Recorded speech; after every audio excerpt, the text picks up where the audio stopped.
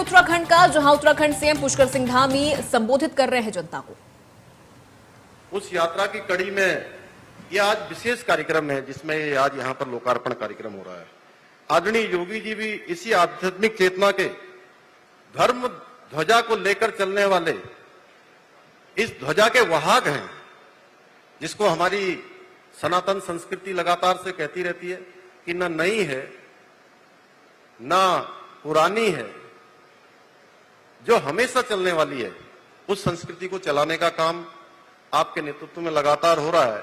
उसका उदाहरण है जो यहां पर हमने अभी फिल्म देखी, किस प्रकार से उत्तर प्रदेश के अंदर काम हो रहा है, किस प्रकार से धर्म और संस्कृति का उत्थान हो रहा है, किस तरह से दीपोत्सव मनाया जा रहा है, किस तरह से अयोध्या में भगवान राम, जिनके लिए हम हमेशा कहते थे राम लला हम आएंगे, मंदिर वहीं बनाएंगे, आज किस प्रकार से वहां पर केवल भारत का ही नहीं बल्कि दुनिया का सबसे बड़ा धर्म और संस्कृति का केंद्र बनने जा रहा है, पूरी दुनिया का।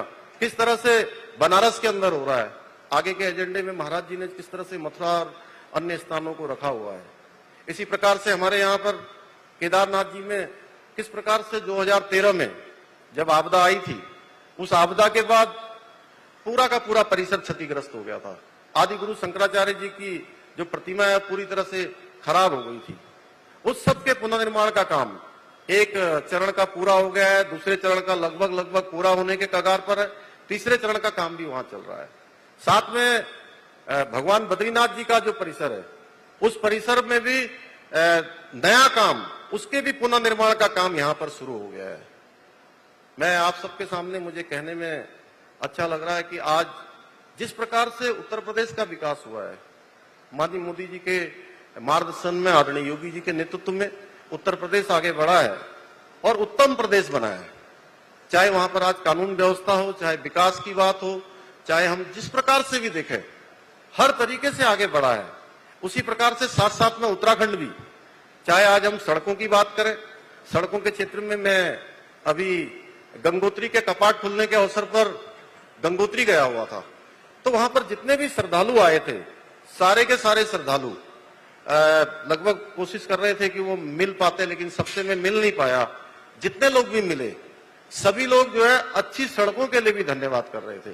जिस प्रकार से आज मोदी जी के नेतृत्व में 2014 के बाद उत्तराखंड के अंदर, चाहे वो 4 धामों को जाने वाले सड़क हो, ऑल वेदर रोडों के रूप में हो, या पूरे उत्तराखंड के एक कोने से दूसरे कोने को जोड़ने वाले हों, या उत्तर प्रदेश को जोड़ने वाले हों, दिल्ली को जोड़ने वाले हों, चाहे आप हरिद्वार से आज दिल्ली जाने की बात हो, चाहे देहरादून जाने की बात हो, चाहे हमारे उस दूसरे मंडल में जाने की बात हो, या 4 धामों को जाने वाली बात हो, हर तरफ आज सड़कों का जाल बिछ गया है।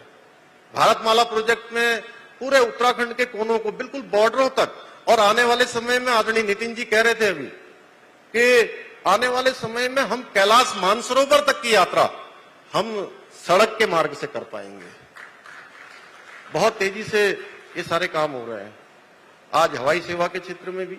और सबसे बड़ा जो एक काम जिसके बारे में आज हमारे पहाड़ के बहुत सारे गांव ऐसे हैं कि वहां के बच्चों ने प्रत्यक्ष रूप से ट्रेन भी देखी भी नहीं होगी, रेल देखना भी उनके लिए एक सपना है।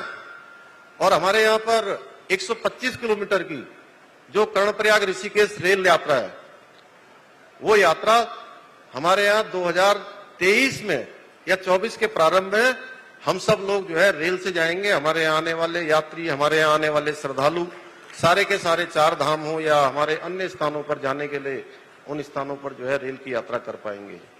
आज आदरणीय योगी जी के नेतृत्व में उत्तर प्रदेश जिस प्रकार से आगे बढ़ रहा है, हम सभी को गर्व होता है। मैं लखनऊ गया था तो लोग मुझे कह रहे थे कि योगी जी आपके उत्तराखंड के हैं। मैंने कहा उत्तराखंड में वो पैदा हुए हैं और अब उनका कर्म क्षेत्र जो है जिसकी कोई सीमा नहीं है, वो अनंत है। तो निश्चित रूप से आज सभी समस्याएं उत्तर प्रदेश के अंदर योगी जी के नेतृत्व में प्रश्नों का उत्तर दे रही है, सभी समस्याओं का लगातार वहां पर जो है। और महाराज जी जिस प्रकार से उत्तर प्रदेश का विकास कर रहे हैं वो अद्वितीय है। वो अभी हमने यहां पर देखा। परसों मैंने महाराज जी में वो उनके अंदर भावुकता, वो गुरु भक्ति देखी। जब वो गुरु जी की प्रतिमा का जब उनका अनावरण कर रहे थे तो उनका उत्तराखंड से किस प्रकार का लगाव है, असीम लगाव वहां पर मुझे देखने को मिला। वो कितने रूप से, जमीनी रूप से, आत्मिक रूप से जुड़े हुए हैं, ये अद्भुत है।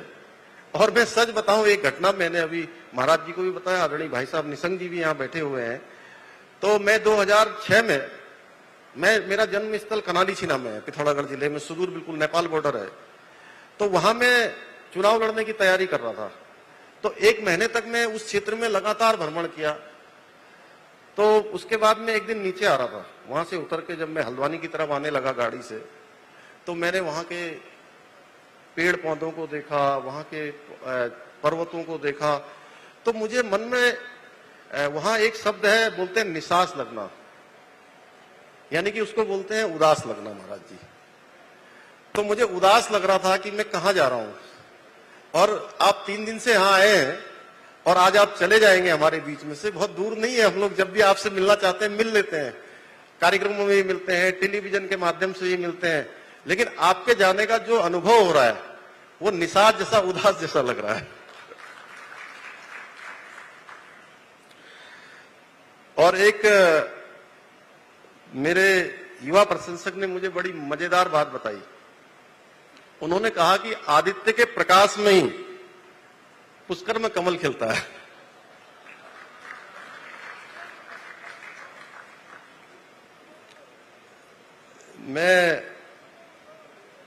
क्योंकि मैं अभी सीखने की प्रक्रिया में हूं और युवा उत्तराखंड को आगे ले जाने का, जैसा आदरणीय निशंक जी ने कहा कि मैं प्रयास कर रहा हूं, और उसके लिए बहुत सारी योजनाएं, अभी महाराज जी पलायन के बारे में और उसके बारे में बहुत सारी समस्याएं जो हमारे यहाँ पर लोग लगातार पलायन कर रहे हैं, उसके बारे में लगातार हमारी चर्चा हुई है।